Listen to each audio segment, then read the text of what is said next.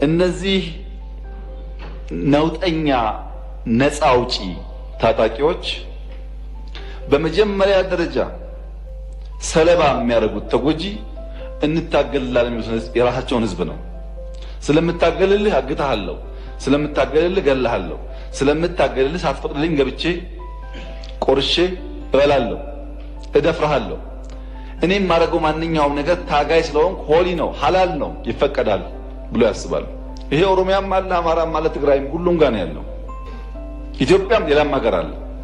ኢማጂን አልሸባብን ብትወስዱ አንድ የሶማሌ ዜጋ አንድ ሙስሊም በራመዳን ወር ሌላ የሚጾምን ሙስሊም ሌላ ሶማሌ ሌላ እስላም ምንም ባላደረገው ምክንያት ቦምብ ታጥቆ አፈንድቶ ይገላል።